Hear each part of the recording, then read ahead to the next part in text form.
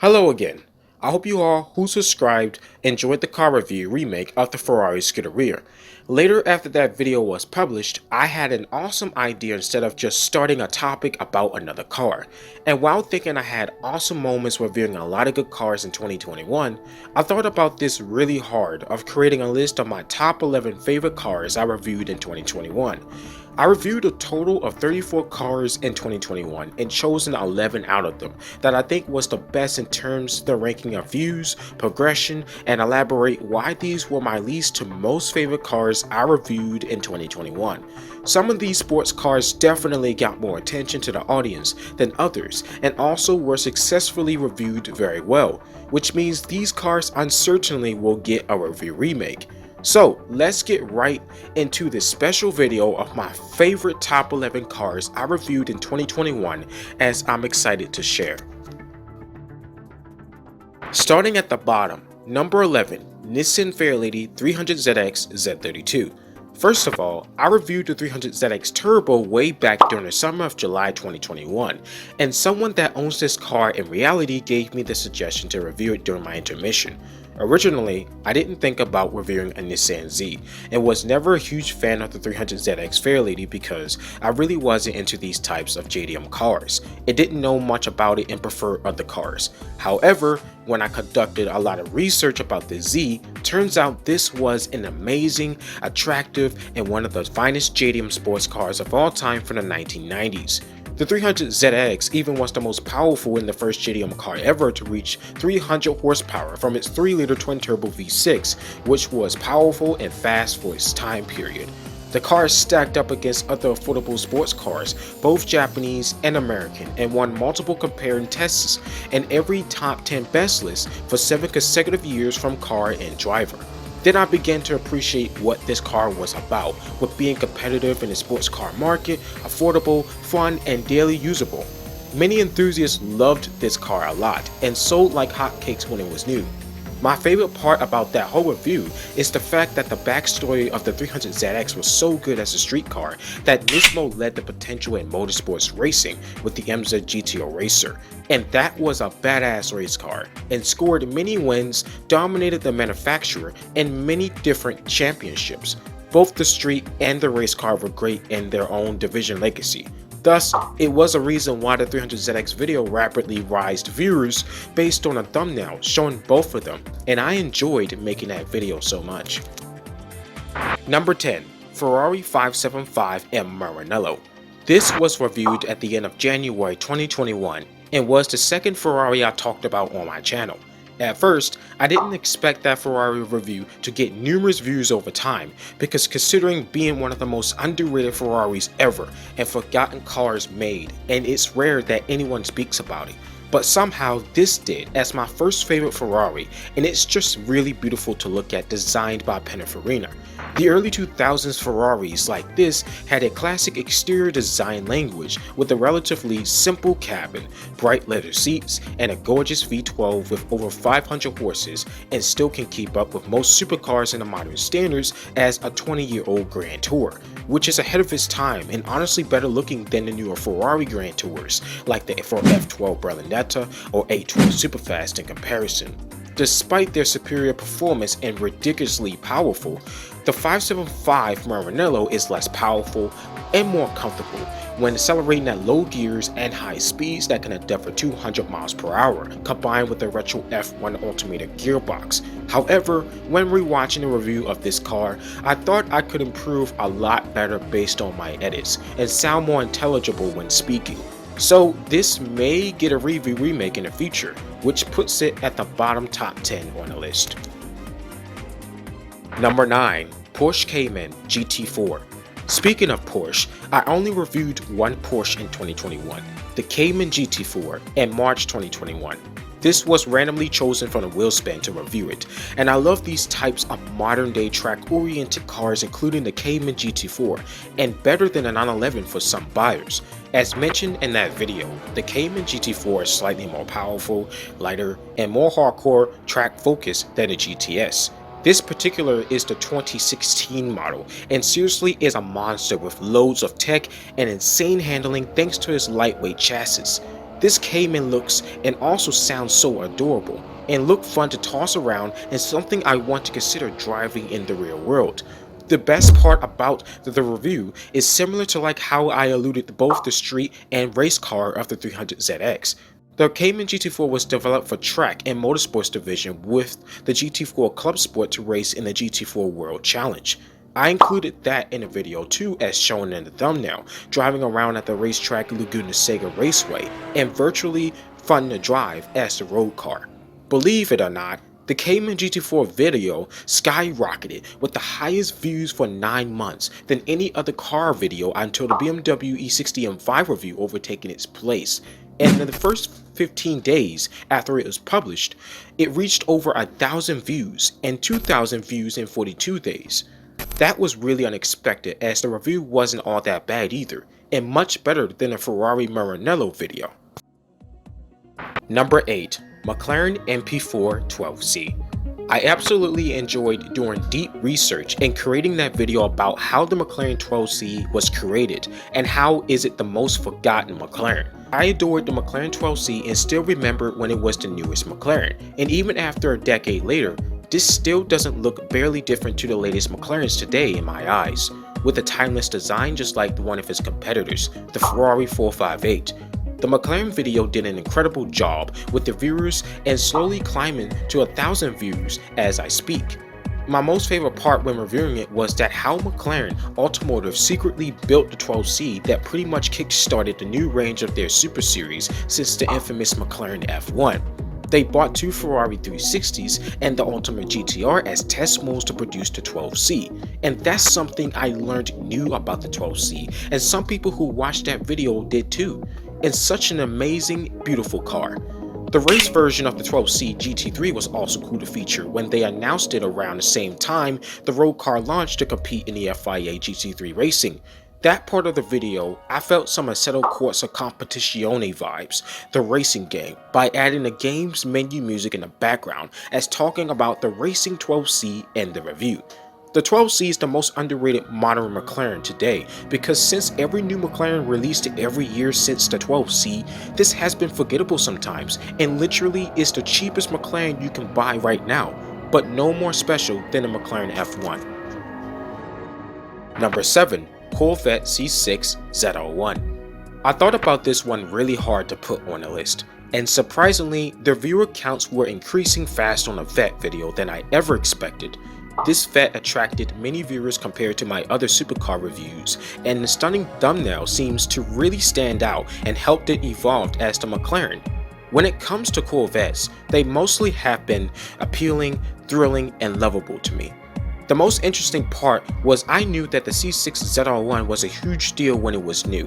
The most powerful, the baddest, and the fastest Corvette ever made until 2013. I'd even included the race car variant, Vette ZR1, in that footage because I love the race car. And to prove how good this was in motor racing, they both sound mean, but the race car of course sounds even meaner. They both are intimidating and really quick as they look too. The C6 ZR1 was simply an American supercar killer, and the best part, well, being the cheapest and one of the fewer supercars to have a manual stick shift compared to its European competitors like Ferrari 458, McLaren 12C, SLS AMG, or any supercar from its era. I also consider this an underrated Corvette because this is actually rarer than the Z06 and still are expensive today. But it's worth it if you like really fast top-of-the-line variants like this. I thought that review was excellent and really informative. Number 6. Ferrari F40. Now come on, this would have been a big mistake if I didn't put this on the list, because this was the only classic Ferrari I've ever reviewed in 2021 and loved it. One of the most iconic supercars in the world. The final Ferrari personally approved by Enzo Ferrari himself, and the definition of a supercar that was the fastest car in the world to hit 200 miles per hour. Built to be lightweight and fast, and largely agreed upon, the F40 is the coolest, closest Ferrari ever came to making a legitimate race car for use on public roads with zero driving assists, no air conditioning or anything else, just a driver's skill and a manual stick. making this one of the most dangerous cars in the world for road going fun, and I suspect that there won't be another car like that ever again. But I truly enjoyed reviewing the F40 as much as I loved the classic dramatic design, its twin turbo V8 sound, and the racing variants as well, like the F40 LM. The video also did great with gaining attention from viewers, and the thumbnail is just fire and one of my favorites. That was worth it. Number 5. BMW E92 M3. Now this as a top 5 on the list. The E92 M3 was the third BMW I reviewed and one of my favorite BMWs of all time. The E92 M3 is one of my favorite videos I've ever reviewed, and if you heard me say that I am a huge fan of Beamers and any of my BMW reviews, you will understand.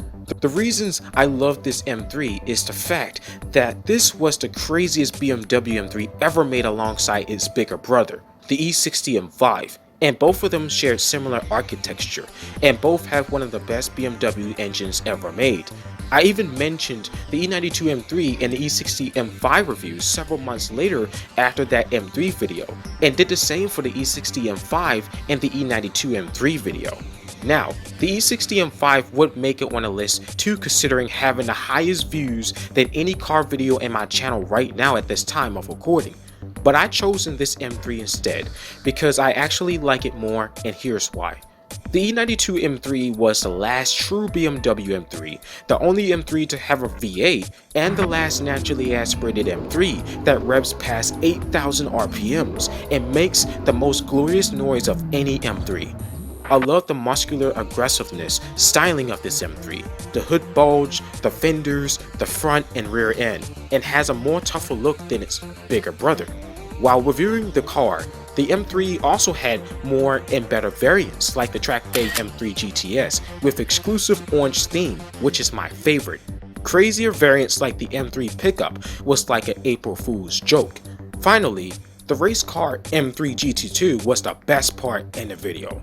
I loved it, and was really successful in endurance racing like the American Le Mans series, and is so popular in the few racing games like Forza Motorsport, Gran Turismo, Assetto Corsa, and famously a cover car for Need for Speed Shift.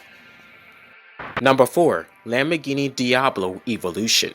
I'm not going to lie, this was a challenge to make that video, but managed to work it off and turned out to be incredibly amazing. I reviewed this Lambo a few months ago back in September 2021, and was a suggestion given by Golden Rider in the comments when I reviewed the Honda NSX. I love the Diablo, and my favorite ones was the facelift one with the fixed headlamps that came out at the end of the 1990s. I had a lot of fun reviewing the entire history of the Lamborghini Diablo and learned some new things from it.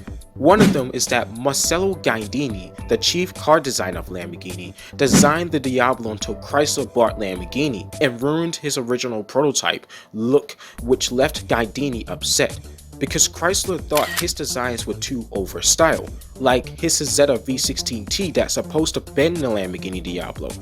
But regardless, the Diablo was still successful for 11 years, replacing a Countach with a timeless design that still looks beautiful than some supercars today, and legitimately was one of the best loved fun 90s supercars, built to go par with different variety of 90s supercars. Lift up the childhood beliefs, as some kids from the 90s had the Diablo as their bedroom poster, and the race variants also were a success in motorsports. That car review was so cool and got nice feedback in the comment section, with a lot of viewers, and loved the video. Number 3. 2005 Ford GT. Now, we are down to top 3. This was another car suggestion by the same dude who told me to review the Diablo. The Ford GT review was absolutely amazing and felt very game nostalgic. Definitely deserves top 3. Compared to any other car review before the Ford GT, this was a huge step up. Because my favorite part was the thumbnail that shows the Road 4 GT and the fantasy racing LM race car from the racing video games of Gran Turismo. My concept of the Ford GT video was to expand by including every detail about this special car, from the GT40 concept provoked to become the production car, to the Ford GT shown on a game cover of Gran Turismo 4, and the return of Ford Racing with Motec racing prototypes to race in the FIA. The most nostalgic part was the Gran Turismo music in the background, which suited the review really well, and I love Gran Turismo. And this modern classic Ford GT inspired from the GT40. I love every part of the video, especially learning about how Ford resurrected the Ford GT decades after the racing dominant GT40 to celebrate Ford's 100th birthday in 2003 and 40 years of the Ford GT in 2004. Polyphony Digital, who are the creators of Gran Turismo, did the exact same thing by creating their fantasy Ford GTs to celebrate Ford's centenary. The special little detail I never noticed on a Ford GT was the headlights that are shaped to display number 100. Now that's a work of art and appears in a variety of racing games and to take on against many 2000s supercars. Number 2. BMW 1M Series. The 1M Series review just turned 1 year old. In January of 2021, around the time I started making videos. The first BMW I've ever reviewed. Out of all videos of that January, for some reason, this was the first car review of all time to hit triple-digit reviews really quick in the first 3 days after published, and since then was beating every car review after that for 3 months until the Porsche Cayman video took the position. Right now, currently is sitting at over a couple thousand views, which is awesome. The 1M series influenced me to start making fun popular sports car videos that are all about having pure fun based on the impressions and incredible feedback I earned from viewers making this video. I intentionally picked the BMW 1M to review it because I first expressed that I loved BMWs and saw other 1M series car reviews that this is one of the greatest BMWs of all time. So that was a great idea, considering I suspect that this was the last true M car, and BMW was surprised that the 1M series shook the sports car market. The BMW 1M drove back to its roots to what the first BMW M3, the E30 M3, was really about, like being small, original, a lightweight coupe, and the pure driving experience of having self-control of the car with the only available manual stick shift. So this deserves second place. Number 1. First Gen Honda NSX Evolution. And finally, the NSX video is one of the most successful videos I've ever uploaded, right after the Nissan 300ZX video. Between that video and the NSX was definitely another level step up from reviewing every one car per video before to making an entire series evolution video about the one car, the NSX. The first ever evolution I've ever did, but originally I was going to review just one NSX, but paused with second thoughts because through the first NSX 15-year production cycle, they all look and were nearly identical to one another from inside and out from 1990 through 2005. So then my concept of all this got bigger and thought, let's do the whole history and evolution of the first gen NSX. And at first it was difficult through the process, making the video. But you know what? The objective was achieved, and I felt very satisfied with the video, as much as how the NSX made a big impact in the sports car world. The viewer count grew tremendously in that video, and so happily ever after, led to being first place on the list on the podium. My top all-time favorite car review from this list. Undoubtedly, one of the hardest videos I've ever worked on the first attempt. And now, that is where I'm going to wrap it up here at the end of this video of my top 11 favorite cars I reviewed in 2021. And I hope you guys really did sit back and relax and enjoy this amazing video. And if you did, always don't forget to click that like button and click to subscribe if you want to see my upcoming videos of car reviews later this year in 2022. And just like I've been saying in every video, you are more than happy and welcome to give me any car suggestions in the comment section down below. And I do have some car ideas too. And finally, we have made it to 100 subscribers, so I want to thank you all so much who are supporting my channel and keeping up with my content. Also, I want to ask you guys one thing. Which one of these top 11 cars in this video you think should get a review remake? Otherwise, I'll catch y'all in the next car videos. Peace out. Stay safe.